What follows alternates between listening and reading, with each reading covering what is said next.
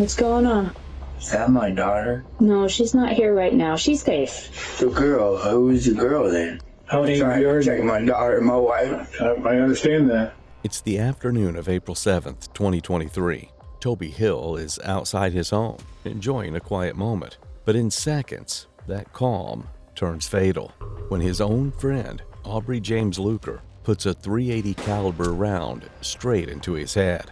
And when Aubrey finally explains why, his reason is so twisted, it leaves everyone stunned. I was too late. I heard their screams. So you decided that you were going to get revenge for your family? I don't really know. The detectives, however, are now faced with a daunting task to uncover whether he wears a mask of pretense or is genuinely speaking the truth. Do you remember where you shot him? Oh, I don't remember what led up to it or anything. Do you remember shooting him?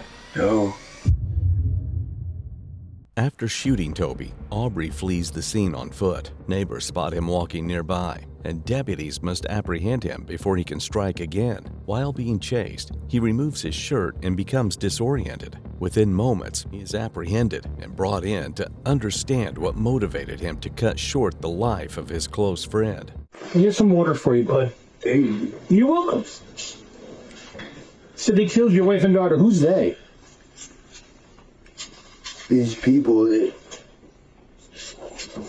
is somehow affiliated with over in Pensacola.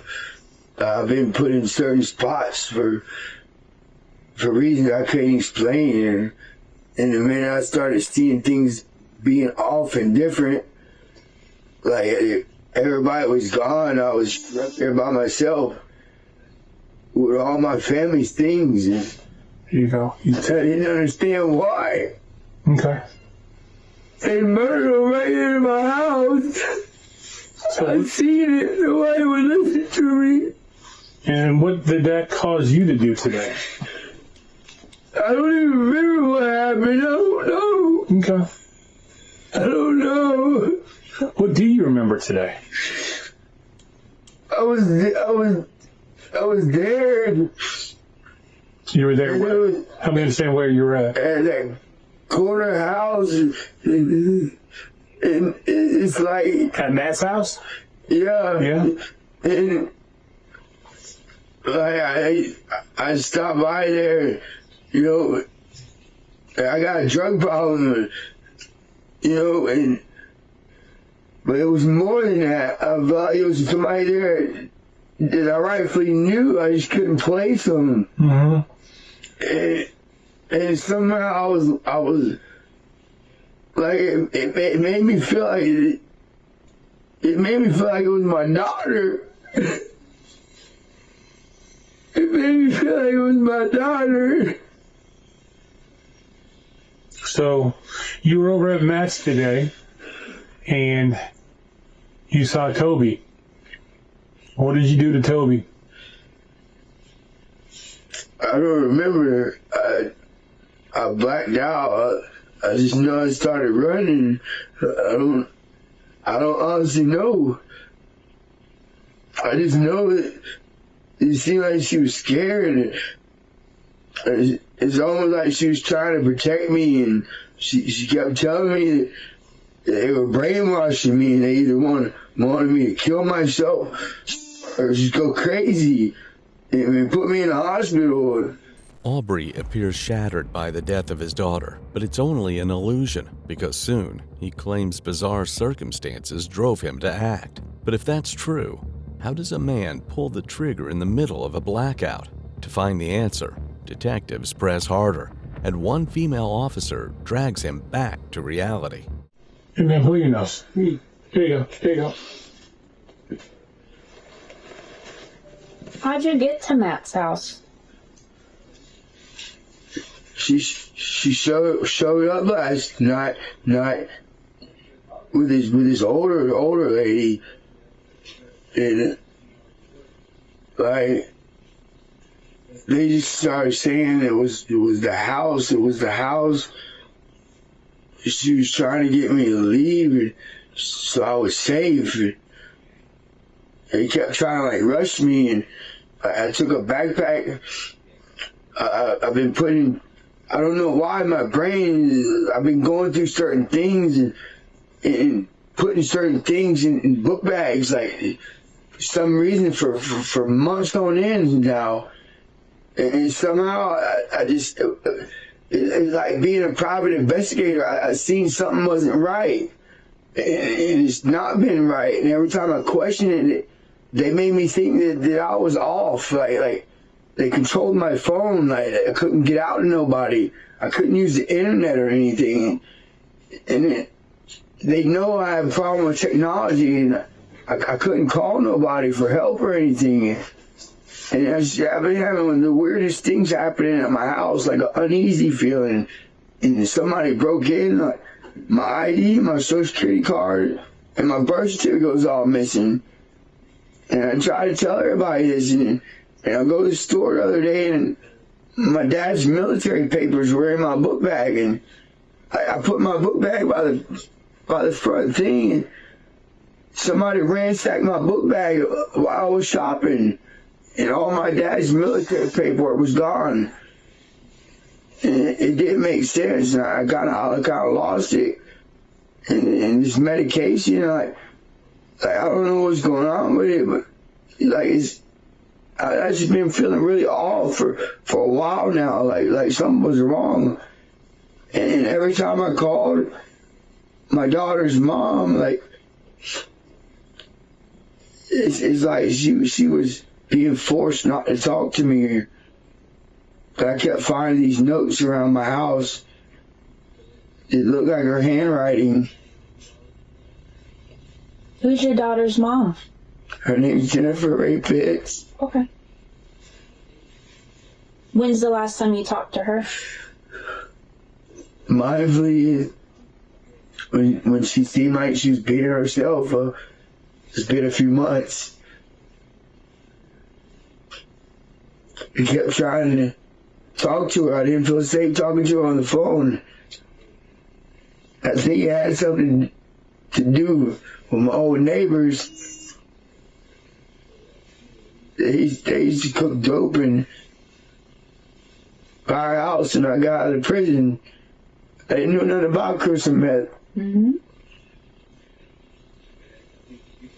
So you said the medicine was making you feel weird. Have you started your new medication recently, or?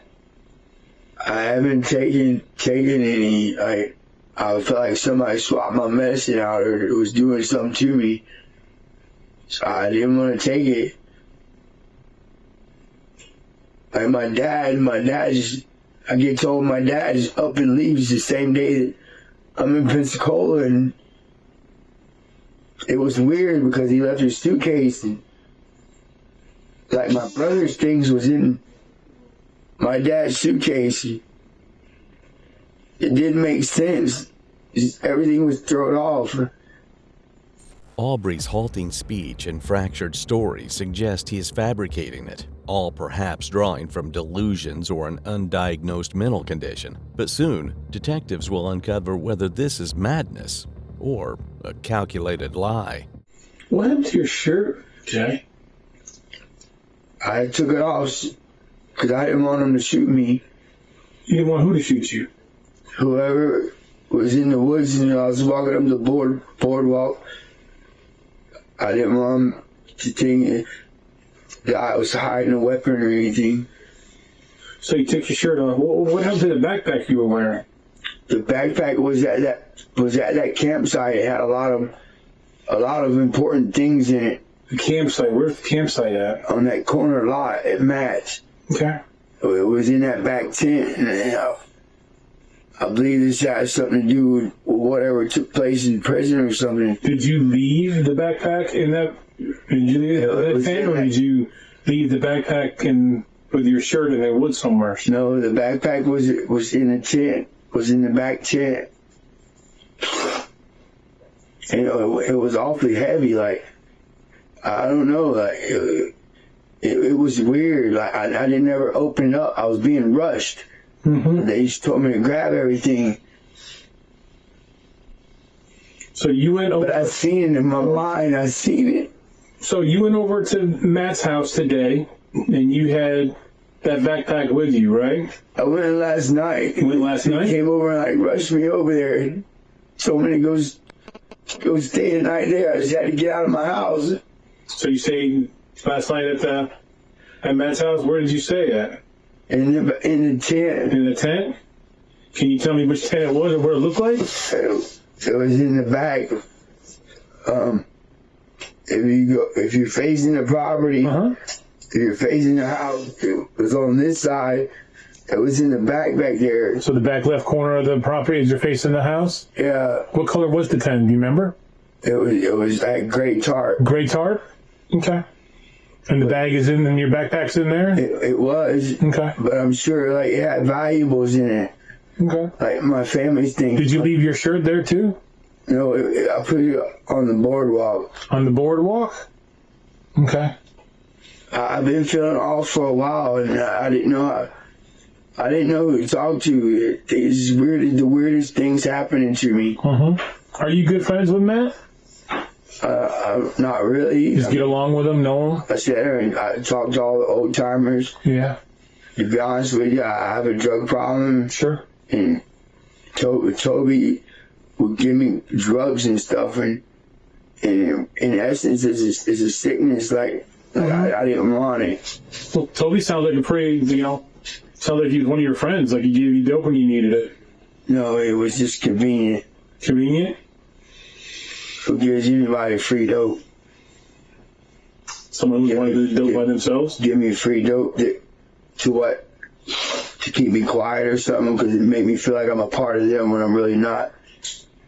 At this point, it becomes clear that the drug use has messed up his mind, but they have to discover whether these delusions are an outcome of overdose or if it's something else, still unclear, along with the motive behind the murder.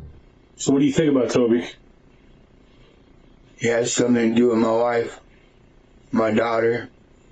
And how does that make you feel? You can be honest with us here. Does it make you angry? Yeah, it makes me angry. How angry Trying are to protect you? my daughter and my wife. I understand that. I was too late. I heard their screams. So you decided that you were going to get revenge for your family? I don't really know. Like we was getting ready to go to the store, and it was like everything was being staged, and I was being rushed, and I just started feeling really off. And Was that this morning or was that last night? I'm sorry. it was this morning. This morning? Who was rushing you?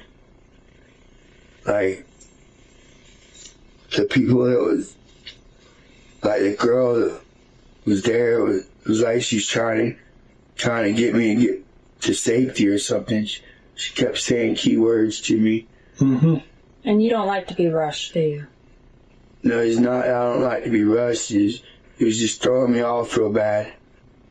I had a gut feeling that something wasn't right, but she said it. What'd she say?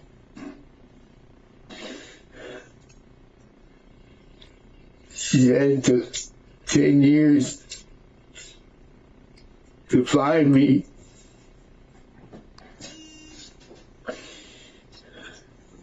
What'd she tell you to do?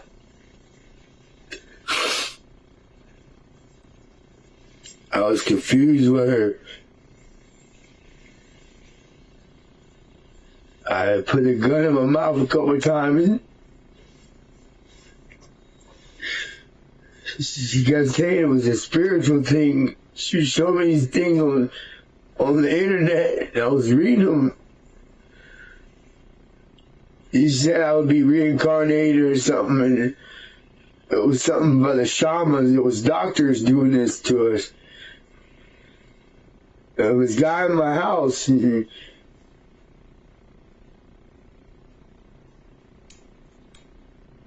they was controlling me. I won my Social Security 2 years ago. I ain't seen nothing. I don't know how to go about nothing. What kind of gun was it? I don't even know. Like, There was a 30, a 38 or so. I don't remember. I'm not sure about guns. I found it. It was planted. It was planted like with bullets and already in it. Like it made me nervous, and I didn't want to get in trouble for it. But I wanted to protect myself too, so I didn't say nothing. I was by myself. What did it look like? A little black gun? Yeah. Mm-hmm. But it wasn't there before. It's the second time detectives have questioned the murder, but the way Aubrey dodges their questions is remarkable. Rather, he takes them into a visual representation of the world from his own perspective. Even detectives are perplexed whether he's crafting stories or lost under the influence of drugs. For 11 years now, I've been feeling like it's something I did. I didn't understand it. My mind was playing tricks on me. It's the most oddest things, and I feel like I have these visions. I'm gifted. I'm able to see things and hear things that other people can't. Absolutely. And I feel like there's something there at the house that proves that I'm right. Which house? My house. Your house? Okay. I had book bags. Like I said, I don't know what. I started digging in my dad's truck, but while I'm on the drugs, my mind is enhanced. Like I'm searching for something. But I'm always. Is your dad still alive? I don't know. I haven't talked to my dad in over 2 months. I was told that he just up and left my house, and I was over him. Like I was power of attorney over my dad, and I was fighting with my mental issues. My medications were off, and it's just the guy that was there, Anthony Harris. It was weird. He was always on the computer. He was always checking our mail. Like I never checked my own mail, and then I would find all my paperwork as if I opened it, but they were filed in a file folder. Hey Jay, so this afternoon, can you tell me about this afternoon? What happened? They said like she told me to run. She said run. She said you gotta protect me, you gotta save me. She said she was protected. And is that after the gun went off? Yeah, she told me to get out of there. It was gonna kill me. Who's he? All the people that were sitting under the garage, like early this morning, I kept hearing this voice. It was a black guy's voice.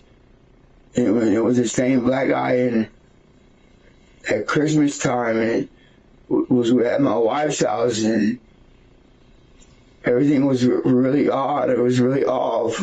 What was going on right before the gun went off? They was hollering and saying something, and like as if they were gonna come tear the tent down. You know, they were saying these comments, so I felt like it was directed at me or towards me, and I didn't understand why. And was there more than one person making? Yeah, there was like 5 or 6 people, and it started like right at the crack of daylight, you know. Yeah. And I started like I'm able to sense people, I'm able to feel things, and I've been locked out of the internet and stuff because, like I said, they copied my phones, and I had evidence. Like I found phones in the drawer and stuff. Whenever. Where's your phone now? It was at my house. It's the last place I seen it. When was the last time you saw it? Last night. Last night? It was there on my bed. If Aubrey was listening to the voices in his head, then they must have been fueled by some altered state. Otherwise, he could just be high, lost in an imagined conversation. Detectives are about to uncover a darker truth behind his fractured story. So when you were at Matt's today and everyone's yelling at you, what happened next? Like, I don't know, I just felt this. I came out of the tent, and when I heard that voice, and they said it was this Vietnamese guy named V, but it wasn't a Vietnamese guy, it was a black guy's voice, and I know he was black because he was saying, cracker, all this. That Vietnamese that was there doesn't sound like that. And she kept saying, don't feed into it, that's what they're wanting. But he kept on, and he was making his comments talking about, don't worry, I'm gonna come over to her tonight. And I felt like that was a black dude talking.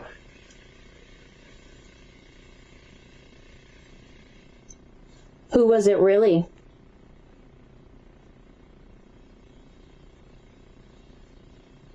What's going on? Is that my daughter? No, she's not here right now. She's safe.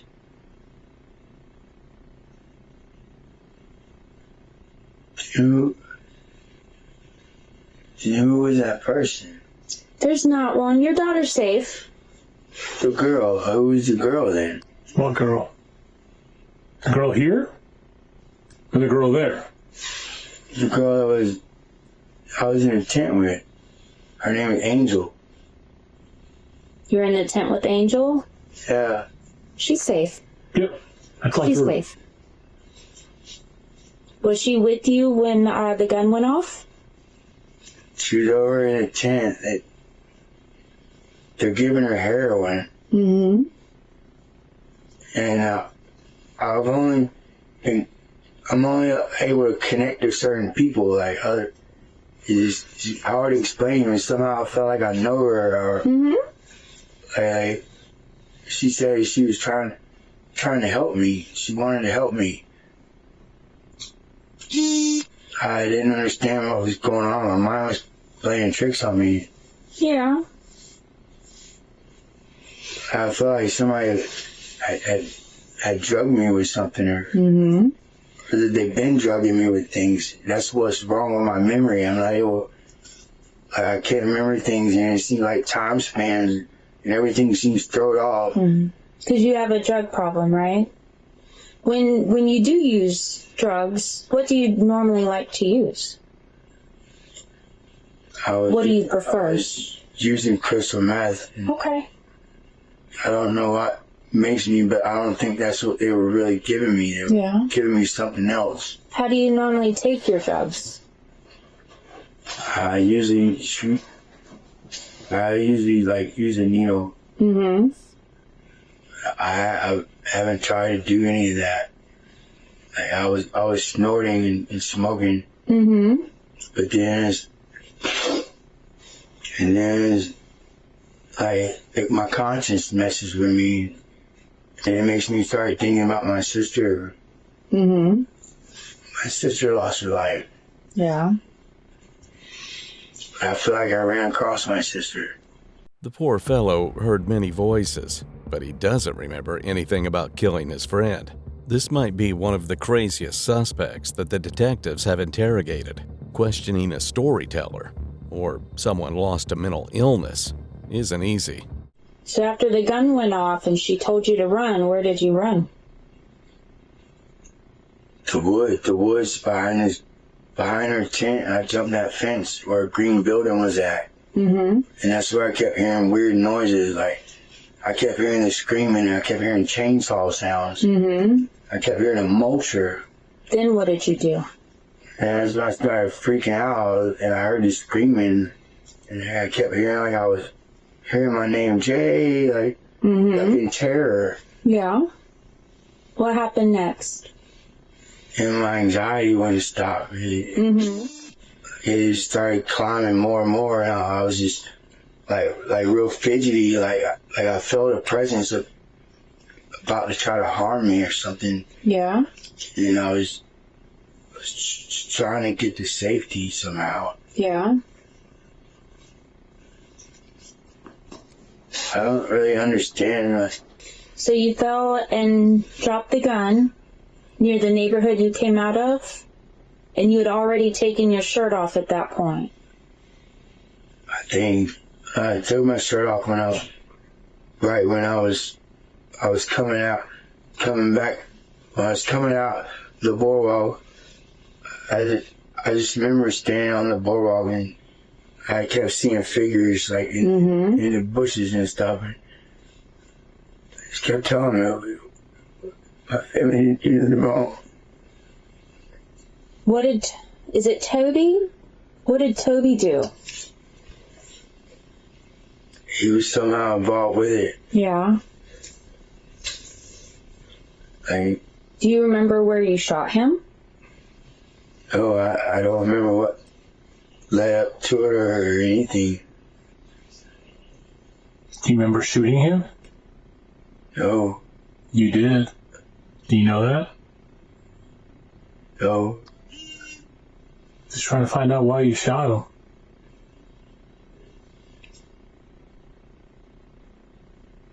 Is it because of what he did to you and your family? How long have you known Toby? Not very long. I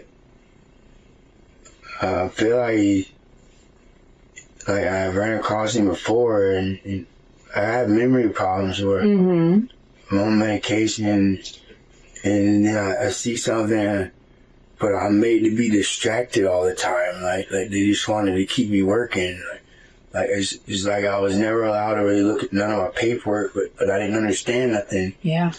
And yeah, I did. That's when I started noticing my things out of place in my house, or my things were being messed with, or I'd find these little notes that would make me think that it was my daughter's mom. It's the second time Aubrey dodges the question, and this time with his memory problems. Even if he claims Toby's involvement is a conspiracy against his family, the law would never justify revenge. Just when the detectives thought he was done blaming the voices, he brings another defense. When I grabbed my book bag, I didn't want to leave that book bag because it was a big black army book bag and it had all kinds of important things. Like, I don't know what my brain makes me separate certain things now.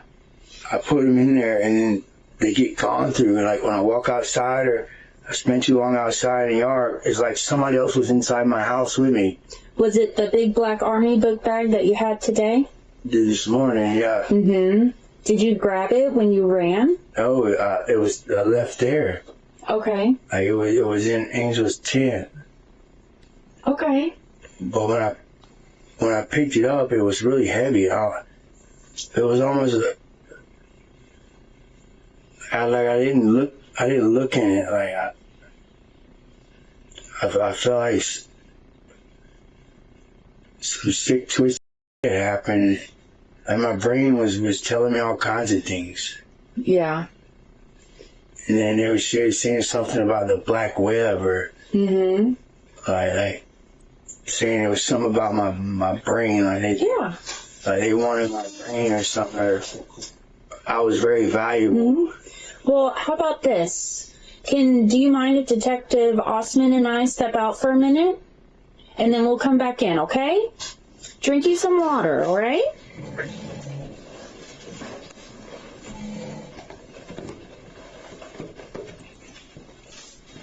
A new detective enters the room, who is about to push Aubrey for the true motive behind the crime. Jay, remember who I am? You remember my name? I'm Scott. All right, and I got to tell you some stuff. And first of all, I really appreciate you talking to us. I appreciate your honesty. It means a lot to both of us. But I want you to understand a few things about what happened here today, and I need your help to understand why these things happened.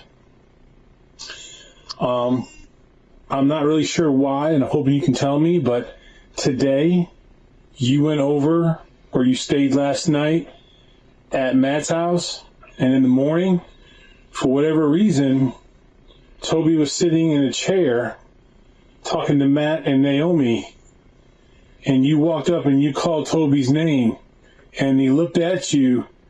You had a gun, and you shot him in the face and killed him. You then ran around to the front of the house, and you told V that if he didn't get out of your way, you were going to blow his head off. And then you ran back towards the blue tarp and back towards the angel tent, and you ran off into the woods. Now, it's real important to us that you explain to us why that happened. Why did you shoot Toby? Because he was part of hurting my family. Okay. Do you remember shooting Toby today? I didn't remember. No. You don't remember it? No, I just started freaked out and ran. They were going to jump on me or something. How does it make you feel knowing you killed Toby? Yeah, he do hurt my family. He deserved it. Okay. So you shot Toby, and then you ran. It's really important to us that that gun is somewhere out there in the woods, or in, we don't want some kid to find it and hurt themselves. Can you tell us where that gun is? Somewhere in that picket. Whether Aubrey was delusional or hiding a motive, the detectives have extracted a confession. It was later revealed that Aubrey had started taking methamphetamine instead of the prescribed medicines. His constant desire for drugs kept increasing, which one day was left unfulfilled, and he decided to take his friend Toby Hill's life. On December 18, 2024, a Santa Rosa County jury found Aubrey guilty of first-degree premeditated murder and was sentenced to life without parole.